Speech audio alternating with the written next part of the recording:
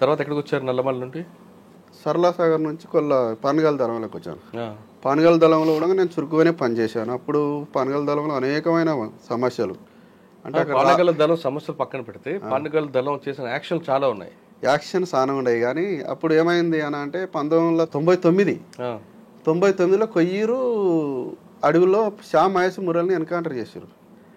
అప్పటికి ఒక 15 రోజుల ముందు మాకు ఇక్కడ నుంచి మహేష్ ఇక్కడ నల్లమల నుంచే మేమే తోలిచ్చినాం. నేను సాంబశివుడు సుక్కాపల్లి అంటే ఆయన ఇద్దరం పెద్దదౌడ పోయి బార్డర్కి పోయి బస్సు ఎక్కించి వచ్చిన ఆయన. అప్పటి నల్లమల నుండి ఏ విధంగా పంపించారండి? బస్సులు ఎక్కించినాం. ఎక్కడ? పెద్దదౌడ అంటే బార్డర్ కర్ణాటక మాపనార్ బార్డర్లో కర్ణాటక పెద్దదౌడ అని మన ఇపనగాల నుంచి పోయినాం చూడు. ఆ, ఇపనగాల పోయినాం చూడు మన ఆ బార్డర్కి వస్తుంది అది. ఇప్పుడు అది మండలం అయింది. ఇప్పుడు అది ఏ ఊరు అది మండలం అయింది. కర్ణాటక బోర్డర్ అది. ఇక మామూలుగా అంతా ఉంటుంది అట్లా. ఇప్పుడు పెంట్లవేలి మండలం దాటంగానే లాస్ట్ డెడ్ అని ఉంటుంది. ఐజా దాటాలి. లేదు, అంత దూరం పోవాల్సిన అవసరం లేదు. ఇపనగాల సర్వేయింగ్కి వస్తుంది అది. అక్కడ నేను అన్న సివిల్గా వచ్చి ఆయనను బస్సు ఎక్కించి పంపించేసాను. పోయిన 15 రోజులకే ఎన్కౌంటర్ అయ్యాడు.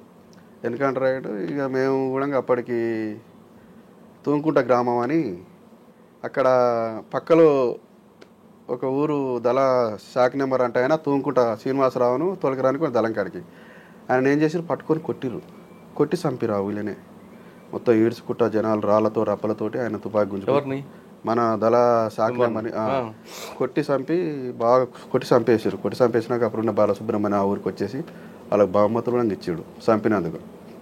అప్పుడు మేము ఆ మూమెంట్లో సరళసాల నుంచి పానగల్లోకి వెళ్ళినాము. ఆ తూంకుంట గ్రామాన్ని వరకే పార్టీ పెద్ద ఊపే సహకరించకపోయేది. ఆడ మన శ్రీనివాసరావుని చంపాలి, ఆడ ఉన్న సర్పంచ్ వెంకటయ్య గౌడ్ని చంపాలి మనం అనేది దాంట్లో మన ఏం చేసిండు యాక్సిడెంటింగ్ కమెంటర్గా పెట్టిరు. మనలో మా ఊరు నుంచి కిరణ్ అంటే ఆయన సంజీవ్ అలేస్ కిరణ్ ఆయన కూడా కలకుర్తి దళం నుంచి పానగల దళంలో తీసుకున్నారు.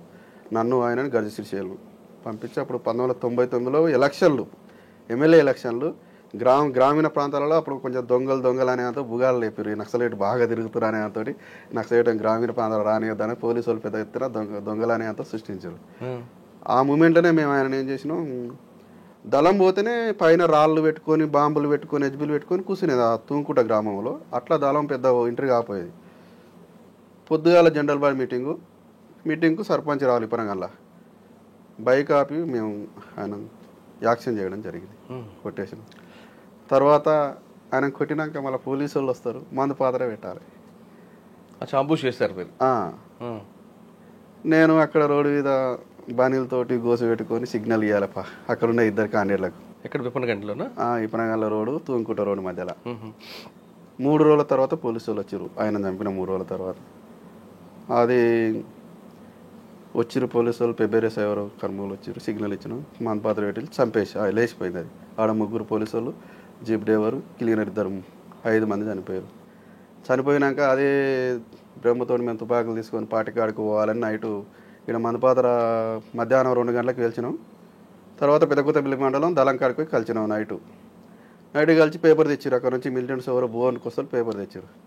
పేపర్ తెచ్చినాక పేపర్లో చూసే వరకు శ్యామ్ మహేష్ మురళి ఎన్కౌంటర్ అనే అంతటి వార్త తెలిసినాక ఇక్కడ దళం ఉండొద్దు, కొల్లాపూర్ ఏరియాలో ఉండొద్దు, అక్కడ మిలిటరీ క్యాంప్కి వెళ్ళిపోవాలి. గుంటూరు, ప్రకాశం, నెల్లూరు ఈ బార్డర్కి వెళ్ళిపోవాలి. దాంట్లో ఏం చేసారు, మళ్ళీ నన్ను ఒక 3 నెలలు యాక్సిడెంట్ కమిటీ కొల్లాపూర్లోనే వచ్చారు. నన్ను కొల్లాపూర్లో కొన్ని యాక్షన్లు చేయాలి, ఇట్లా మనలోకి నిరసనగా చేయాలని అంతా చెప్తే దాంట్లో భాగంగానే మనం నాగం జనార్దన్ రెడ్డి ఇల్లు నాగపూర్ బాంబులు పిడి చేస్తున్నాం. లోపల పిడి చేస్తుంటే పోలీసు వాళ్ళు అటాక్ చేసారు. 9 గంటలకు రౌండ్ ఆఫ్ చేసారు. మన వాళ్ళు బయట 2 నుంచి 4 ఉరికారు. నా మీద ఫైరింగ్ స్టార్ట్ అయింది. 9 గంటల నుంచి 12 గంటల వరకు ఫైరింగ్ స్టార్ట్ అయింది. తర్వాత పక్కల గడ్డం ఉండేది, గడ్డంలోకి పోయినా నైట్ 12 గంటలకు పోయినా అంటే మళ్ళీ పొద్దుగాల 12 గంటలకు వెళ్ళిపోయినారు. అంటే నాగం జనార్దన్ రెడ్డిలో బ్లాస్ట్ అయిందా? బ్లాస్ట్ చేయలేదు. తర్వాత మళ్ళీ పార్టీ వచ్చి మళ్ళీ చేసింది. ఆ రోజు గాలి అటాక్ అయిపోయింది. బాంబులు గిమ్లు అన్నీ దొరికినాయి. ఆ ఊరు ఆ ఇంట్లో కిరాయికుంటాడు బాలరెడ్డి అంటే ఆయనకు నేను అనుకొని ఇక్కడ తోటి కాల్చారు పోలీసు వాళ్ళు. ఉస్మానియా వేసుకొచ్చారు. ఆయనను బతికిండు ఆయన. తర్వాత కేసులు ఉండగా ఆయన ఏమనేది కేసులు కొట్టేసారు మన మీద. ఇప్పుడు ఇన్ని యాక్షన్ చేసినప్పుడు పోలీసులు 3 చనిపోయారు, మీ వాళ్ళు కూడా చనిపోయారు. బాధ అనిపించలేదు ఇప్పుడు కూడా? బాధ అనిపిస్తుంది అన్న. పోలీసులు వచ్చినప్పుడు బాధ అనిపిస్తుంది, ప్రజలు చనిపోయినప్పుడు బాధ అనిపిస్తుంది. కానీ పార్టీ నిలదొక్కుని ఉండాలంటే, పార్టీ నిలవాలంటే, మన ప్రభావం ప్రజలకు తెలవాలంటే మన మీద దాడులు జరిగినప్పుడు ప్రతి దాడి మనం చేయవలసి వస్తుంది. అప్పుడు పార్టీలో ఉన్నప్పుడు ప్రతి దాడి చేయవలసి వస్తుంది. ఆ క్రమంలో మనం పై కమిటీ వాళ్ళు చెప్పారు కాబట్టి ఆ దాడులు చేయవలసి వచ్చింది. అట్లా వాళ్ళకి మనకు విరుద్ధాలే ఏం లేదు. మనం తిరుగుతున్నాం, మన పేద ప్రజల కోసం కొట్లాడుతున్నాం, తుపాకు కట్టుకొని కొట్లాడుతున్నాం. మనం పోలీసుల జోలికి అయితే పోతలేము. ఆ క్రమంలో గవర్నమెంట్ అనేది పోలీసులు మా కుసుగొలుపుతురు కనుక మేము ఏదో ఒకటి చేయాలి, మన ప్రభావం నిలవాలంటే మనం నిలువరించాలని పోలీసులు. ఆ క్రమంలో మేము ఆ దాడులు చేయడం జరిగింది. కానీ నల్లమలలో మావోయిస్ట్ పార్టీకి ఎంత గట్టి పట్టుందో, కానీ కొంతమంది బీడీ కాంట్రాక్టుల దగ్గర కానీ కళ్ళు వ్యాపారుల దగ్గర కానీ బెదిరించి డబ్బులు తీసుకున్నవారు నల్లమలలో డంపులు పెట్టారనేది ఒక వార్త ఉంది అన్న. ఇప్పుడు కాంట్రాక్టర్ పార్టీ అనేది కాంట్రాక్టర్ల కాడ బెదిరించి ఎప్పుడు కూడా పైసలు వసూలు చేయదు. వాళ్ళ ఇష్టపూర్తిగా మేము ప్రజల కోసం పనిచేస్తున్నాం, పార్టీ ఫండ్ కింద ప్రజలనే నమ్ముకొని మేము ఉంటున్నాం, మీకోసమే మేము పనిచేస్తున్నాం, మాకు సంవత్సరానికి ఇంత పనిసి ఇవ్వండి అనే దాంతో కూసోబెట్టి మాట్లాడుతుంది. కానీ ఎవరు కూడా భయపట్టించి డబ్బులు వసూలు చేయదు. ఇక చిన్న చిన్న కాంట్రాక్టర్లు, పత్తి వ్యాపారస్తులు, ఈ కళ్ళు కంపౌండ్ సూపర్వైజర్లు అందరూ వాళ్ళు ఉంటే జనరల్గా పిలుస్తారు. కమాండర్, అక్కడ ఉన్న కమాండర్, జిల్లా కమిటీ సభ్యుడు ఎవరెవరు పిలుస్తారు. ఏం చేస్తారా డబ్బులు అండి? డబ్బులు అంటే అన్న, మన తుపాకీ, మనం డ్రెస్ తీసుకోవాలంటే 300-400 అవుతాయి, బూట్లు తీసుకోవాలంటే 3 తుపాకులు కావాలి, మనకు తూటాలు కావాలి, ఇవన్నీ కావాలంటే మన డబ్బులు పెద్దోళ్ళ కాడ, భూస్వాముల కాడ మనం డబ్బులు వసూలు చేయాలి. మనం ఇవన్నీ సమకూరు. బట్టలు మిగతా వస్తువులు అనుకుంటే మీరు దగ్గరలో ఉన్న సంతకు వెళ్ళి కొనుక్కుంటారు. మరి తుపాకులు తూటాలు ఎక్కడ దొరుకుతాయి? డబ్బులు కూడా తుపాకులు కూడా తెప్పించేది అన్నప్పుడు బయట నుంచి. అంటే ఈ మధ్యలో ఈ దాదాపు ఒక 15 సంవత్సరాల నుంచి పార్టీ తయారు చేస్తుంది కొన్ని తుపాకులు. అప్పుడు ఎక్కడి నుంచి ఎవరు ఆ తుపాకులు మీకు అందించే బాధ్యత ఎవరు తీసుకున్నారు? మాకు గంగానాని నేను కుమారస్వామి ఛత్తీస్గఢ్లో నిన్నమన్న దానిపోయిన ఒక 3-4 సంవత్సరాల కింద దానిపోయిన చుక్క గంగానని కలకృతి దళ కమాండర్ ఉన్నాడు కొన్ని రోజులు. ఆయన బాగా తుపాకులు తీసుకొచ్చారు. తపంచలు, తీనార్త్రీలు, డబల్ బోర్లు, సింగిల్ బ్యారలు, ఇవన్నీ పార్సల్ తీసుకొచ్చేది. కొన్ని ఏమో మనోళ్ళే నల్లమలలో రాజన్న ఉండు, కొంతమంది మెకానిక్లు అక్కడ బయట నుంచి వచ్చేది. వాళ్ళంతా పార్సులు మిషన్లు తీసుకొచ్చి కోసి అన్ని నెల రోజు ఒకసారి నల్లమల ఎక్కితే ఒక 3 నెలలు ఉండేది. ఆ 3 నెలల క్రమంలో తుపాకులన్నీ రిపేర్ చేసేది, తపంచలు తయారు చేసేది, సింగిల్ బోర్, డబుల్ బోర్ ఆపంటే ఏకేలు విషయాలు లేవు పార్టీ కాడ. తర్వాత క్రమంలో పోలీసులు కూడా గునికొచ్చుకున్నారు కాబట్టి ఉన్నాయి. ఈ క్రమంలో మీకు బాగా టఫ్ ఇచ్చిన, అంటే ఫైట్ ఇచ్చిన పోలీస్ ఆఫీసర్ ఎవరు? టఫ్ అంటే అప్పుడు పోలీస్ ఆఫీసర్లు పెద్దగా మేము కేంద్రీకరించపోయేదనా. జనరల్గా పోలీసు వాళ్ళు అంతా ఒకటే అనుకునేది. మేము పెసలు అంటే ఒక ఎస్పీ వచ్చిన తర్వాత అబ్బాయి ఇది వచ్చేట తలనొప్పి ఉందని కానీ, లేదా ఈ ఆఫీసర్ వాళ్ళ పార్టీకి నష్టం జరుగుతుందని కానీ. అంటే నేను ఉన్నప్పుడు పార్టీలో ఉన్నప్పుడు జితేందర్ ఎస్పీ ఉన్నాడు, తర్వాత బాలసుబ్రహ్మణ్యం ఉన్నాడు. వీళ్ళ పేర్లనే బాగా కోమింగ్ చేసిర్రు, బాగా తిరిగిర్రు. బాలసుబ్రహ్మణ్యం ఎస్పీ బాగా చేసిండు. ఓకే. జితేందర్ గారు బాగానే. ఇక నల్లమల్ల మహబూబ్నగర్ అంటేనే ఈ రాష్ట్రంలో మొత్తం 10 హెడ్ క్వార్టర్స్ నల్లమల్ల. ఉద్యమాన్ని దెబ్బ కొట్టాలంటే ఫస్ట్ సర్లసార్ దళాన్ని కొట్టాలి, తర్వాత నెక్స్ట్ పానగల్ దళాన్ని కొట్టాలి. ఈ దళాల మీద కేంద్రీకరణ బాగా ఇచ్చేది. అప్పుడు దళాలు సర్లసార్ దళం, పానగల్ దళం విలీనమై ఒకటే అంతా కలిసి తిరుగుతున్నది. ఆ పీరియడ్లో మన తొంటశై లింగన్న, ఈ బొంతలింగన్న వీళ్ళంతా కమాండర్లు ఉండ్రి. ఓకే. బాగా హుషారుగా మంచిగా పోలీసు వాళ్ళు వెనకాల. అది పానగాల్ ఏరియాలో ఏముందంటే సర్లసార్ పానగాల్ వచ్చి చిన్న గుట్టలు ఉండేది. అప్పుడు ఆ గుట్టలలోనే చెట్లు ఎక్కువ ఉండేది. అయితే వీళ్ళు ఏం చేసేది, ఎక్కువ శాతం గుట్టలలో తిరిగేది. మేము చిన్న గుట్టలలో ఆడుతానే ఉండేది. ఇక వాళ్ళు పక్క పోతుంటే అప్పుడు మేము తిరిగినప్పుడు పెద్దగా నిర్బంధం లేదు. అప్పుడు మా మీద ఫైట్ లేదు. జనాలలో ప్రభావం బాగుంటుంది, అన్నాలంటే బాగా ఆదివారం ఉంటుంది. ఊరు మొత్తం వచ్చి మనలా కలిసేవాళ్ళు. అప్పుడు పోలీసులు పెద్దగా ఎన్కౌంటర్లు కానీ ఫైరింగ్లు కానీ పెద్దగా ఎక్కడ కూడా జరగదు. మేము పోలీసులు చేసిన సందర్భాలే, పోలీసులు మా మీద చేసిన సందర్భాలు లేదు. పానగాల దళం ఎప్పుడు కూడా ఒకేసారి సందుబాటు అల్లిపూరు నేను సరెండర్ అయినాక ఆడ జరిగిన దళం మొత్తం దూసుకుపోయింది. అంతకుముందు ఎక్కడ కూడా పానగాల దళం ఫైరింగ్ జరిగిన సందర్భాలు పెద్దగా లేవి. అట్లా కలకుర్తిలో జరిగినాయి. మళ్ళీ కలకుర్తిలో తుర్కలపల్లి గుట్టలల్లో ఒకసారి మేము ఉన్నప్పుడు ఆడ జరిగింది, సరికొండ గుట్టలలో జరిగింది, సుకన్నపల్లి కాడ జరిగింది ఎన్కౌంటరు, మల్లప్ప గుట్టలో జరిగింది. ఈ అన్నిట్లలో జనార్దన్ అంతటా ఉన్నాడు. జనార్దన్ అంటే ఇక బాగా డేర్ ఉంటాడు, పర్సనల్ ఉంటాడు, మంచిగా ఉంటాడు. యువకులను కూడా చాలా మంది రిక్రూట్మెంట్ చేసారు. మా ఊళ్ళో కూడా దాదాపు 16 మంది దళంలో పోయారు. మా తమ్ముడు దళంలో చనిపోయాడు, ఎన్కౌంటర్ అయ్యాడు. ప్రకాష్ అని తలకొండపల్లి. మీ నాన్నగారు? మా నాయన నక్సలైట్లో కలిసి ఆయన జైలు పాలయ్యి సరెండర్ అయ్యి మంచిగా బతికిండు. మా అన్న సరెండర్ అయ్యి దళంలో ఒకముందే విపరీతమైన దెబ్బలు, కోటింగ్ ఇవన్నీ. మా ఊర్లోనే దాదాపు కొప్పులాలే, కొప్పుజంగే, మాలనారయ్య, సల్వాజ్ శంకరయ్య, సల్వాజ్ ఆదాం, సరవడ్ నరసింహ, వీళ్ళందరూ కూడా అప్పుడు పార్టీకి మంచి అనుబంధంగా ఉండేది అనమాట. వీళ్ళతో పాటు ఆ ప్రభావం మొత్తం మా మీద పడ్డది. ఫస్ట్ నేను వెళ్ళిపోయినా, నా తర్వాత కిరణ్ వచ్చిండు, సంజు కిరణ్, తర్వాత రమాకాంత్ వచ్చిండు.